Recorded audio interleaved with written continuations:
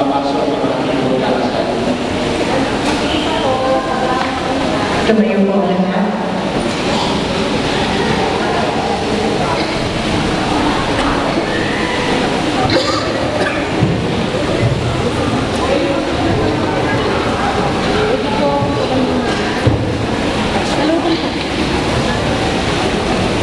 Kunin niyo po sa ibagang ko sa ano po?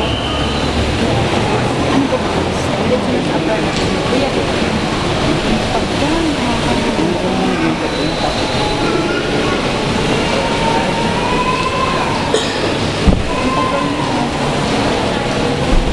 Sa ngalan ng Ama at ng Anak at ng Espiritu Santo, ang pagkabayan ng ating Panginoon sa Kristo ang pag-ibig ng Diyos Ama at ang pagkakisan ng Espiritu Santo na waway sa ating lahat. Sa tayo rin. Ang pag-ibig at pinagpapalagay sa Panginoon ng ating mga kasalanan upang tayo naging marapat ng banal sa banal na pagdiriwang. Inaamit ko sa mga panilig ng Diyos at sa inyong mga kapatid na lumarang pag-asala sa Espiritu sa nataas sa lawa at sa aming pagkukulang. Kaya sinasama ko sa mga panilig ng Maria sa lahat ng mga panilig ng kapanan at sa inyong mga kapatid na ako'y madalangin sa Panginoon ating Diyos. Kawan tayo ng mga panilig ng Diyos, patawarin tayo sa ating mga kasalanan at bayan tayo sa buhay na walang nagagawa. Panginoon, kaawaan kami. Panginoon, kaawaan Kristo, kaawaan kami. Kristo, kaawaan Panginoon, kaawaan kami. Panginoon, kaawaan Dalangin tayo.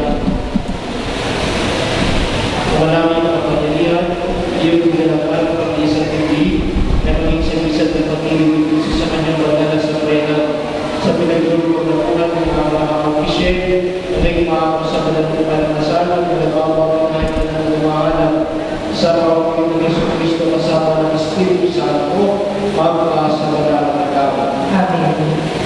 Opo po ang lahat ng makinig sa pagpapahayag ng salita ng Diyos.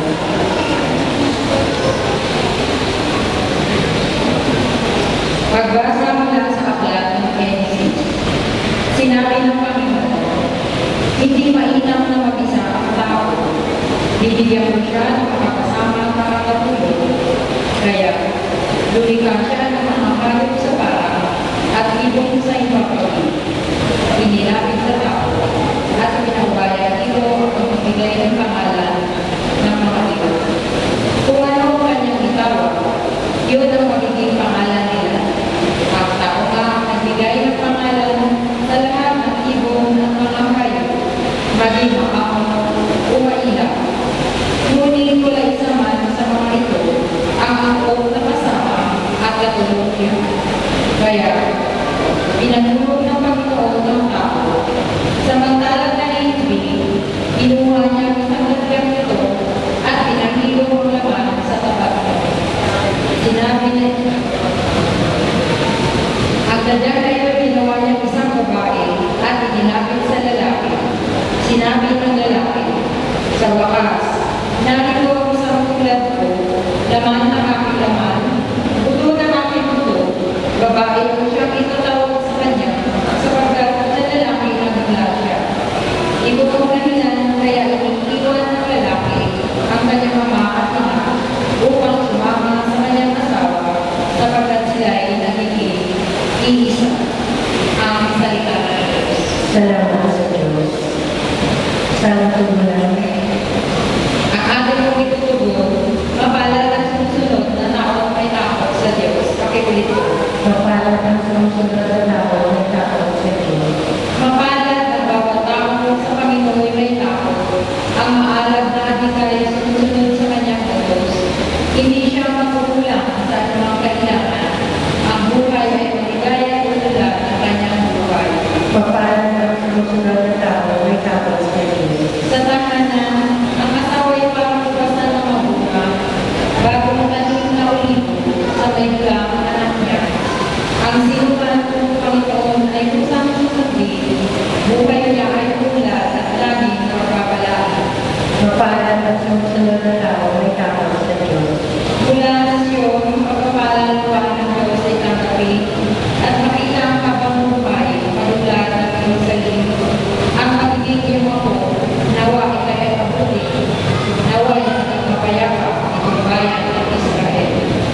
ang sumusunod na tao may takot sa Diyos.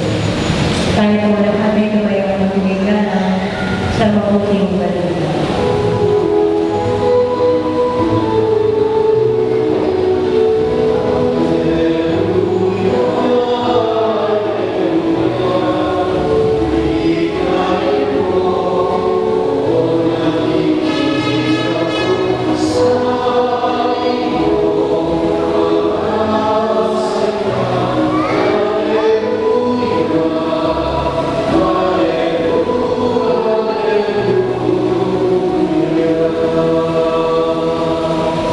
Sumayin niyo ang Panginoon. Nasa sumayin. Ang mabuting balita ng Panginoon. Alam kay San Mateo. Papulit sa iyo, Panginoon. Noong panahon na yun, mga Pariseo lumapit kay Jesus at tinanong siya sa pamamagitan ng tanong na ito. Naayon na sa kutusan ng Himalayan ng lalaki na pinag-asawa. Sa kahit kadahilanan, sumagot si Jesus. Hindi pa ba namin ang mapasa sa kasulatan? Isa-isa mo na yung sila ng kakaling lalaki at babae. At sinabi dahil dito, iniwan ng lalaki ng kanyang kapatid at sila'y magsasama ng kanyang asawa at sila'y magiging isa. Kaya hindi na sila dalawa, isa. Ang pinagsama ng Diyos ay magpapimalayin na ang mabuting balita ng Panginoon. Pinupuli ka namin, Panginoon sa Jesus. Suwako po na lahat. Nagtatapon po sa ating lahat. Magandang kapatid. Ang naging sinasamahan po natin sa pagpapasalamat at pagkakuri sa Diyos. Ang ating mga kapatid na sina Abraham at Michelle sa napakadakila at napakalaking biyaya sa kanilang tinatanggap sa umaga ito, sa hapon na ito. Itiwan ang biyaya ng pagpapabanal sa kanilang masasama bilang mag-asawa ng pagbatong buhay. You have made the right decision. Itutusin, pwede naman kayo magsama o maging mag-asawa, maging isa simbahan. Pwede magpakasal kayo sa buwis.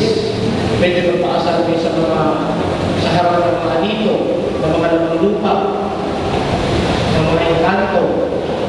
But you decided to commit yourself for one another in the sacrament of marriage. Ano ibig sabihin mo? Na iyong pagpapahalan sa isa ay pinababalan sa mga sandaling ito. Kaya nga, sakramento, sacra, sacred, mento, sign, tanda, sakramento. Ang inyong pagsasama ay pinababalan sa mga tanda na ating gagamitin sa ating ritual na pagkasal sa loob ng simbahan kagaya ng singsing o pagkasya na sumasagisa ang inyong pagmamahalan sa isa't isa na pinababalan sa banal na isa at sa ritual ng pag-iisang Biblia. Kaya inaasahan din naman dahil ang inyong pagsasama ay sinimulan sa isang napakabanal na pamamaraan. Inaasahan din naman ang inyong buhay bilang mag-asawang banal. Paano nga ba maging mag-asawang banal? Sino ba ito mga may asawa na aswa pagkaya? Aswa siya. Sa tingin niyo ba yung inyong pagsasama ay banal? Oo. Banal mo ba kayo mag-asawa? Parang iba pinag-iisipan pa. Di ba? Pagsasama na mag-asawa, banal. Banal mo. Paano ba yung banal na pagsasama? Of course, yung banal na pagsasama dapat ay naroon si Jesus. The only thing that we could do in order for our relationship to be holy is nothing but to make Jesus the very reason why we love one another. Yun po yung tanging at natataling paraan upang makabanal ang pagsasama.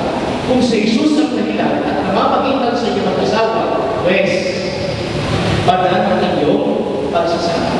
Pero paano isasabing naroon mo si Jesus? Hindi na makakaaga sa disposisyon ng mag-asawa, sa pananaw ng mag-asawa, kung paano sila ay nagsasama bilang mag-asawa. Siguro makikita natin na ang pag-ibig ng mag-asawa ay namamagitan si Jesus kapag natutularan natin ang kanyang pag-ibig. At ang pag-ibig ni Jesus ay kanyang ipinakita sa pamamagitan ng pag-aalay ng buhay. So ito parang yung sinasabi sa mga kinakasal, Abraham at Michelle. This is the very of your love for one another. Tingin kayo sa taas. Pag hindi kayo taas, papagsakan kayo niya. That should be the model of your love for one another. the love that can sacrifice. So may your love be celebrated every day and at every moment by making your life a sacrifice for one another. Make your life and yourself always be a gift for one another, because that is how God loves each one of us. Ganyan po tayo pinapagawa. Ganyan ang pag-ibig ng Diyos. Ang pag-ibig ng Diyos ay ipinakikita upang ang sarili ay maging handog. Kaya magpagbibiwang ninyo ang inyong kasama, ang inyong pagiging mag-asawa, araw-araw sa bawat sandali ng inyong buhay, kapag ang inyong sarili ay palagi handog na kaloob para sa bawat isa. Marami mga mag-asawa nakakalimutan paghandog ng sarili para sa kanyang minamahal na asawa. Kalimitan niya pagtatagal na hindi na nagiging handog. Kalimitan, siya na lamang ang tumatanggap ng handog. Mahal ng asawa kapag akinsi at katapusan. Yung iba, tumingin sa katabi, siguro nagkakaroon ng katulad ng karanasan. Yung mga mister, di ba napakasweet na mga misis ninyo, ano? Tuwing kailan? A day. Amen. Tama. Patalis sa isip tsaka ang ulo. Pasok yan. Kayo na lang mga misis. Hindi naman po. Bawa. Yung mga lalaki naman. Tuwing kailan ba palawin sa kanilang mga asawa. Kapag magandang makakupa, pag-amoy lupa na, pag-amoy kinisan na ng mantika, kung saan-saan na nagpupunta. Ayan. Kasi ang iniisip sa pagkabaka, kung ano yung aking papakinabakan sa aking asawa. Kapag hindi na siya mapakipakita, baka wala na kung makikita sa kanya, hindi na nagkabakaan. Ngunit ang pananaw ng isang dalawa, hindi ko ano yung makikita. Ang pananaw ng isang dalawa, kung ano yung mayahandog o maibibigay sa iyo. Sana nilagyan niyo maging diskusyon palagi-lagi i-share ang tawag. Ano yung palagi kong maging pagkakaloon para sa asawa? Make your life, make yourself a constant gift for one another. The way Christ himself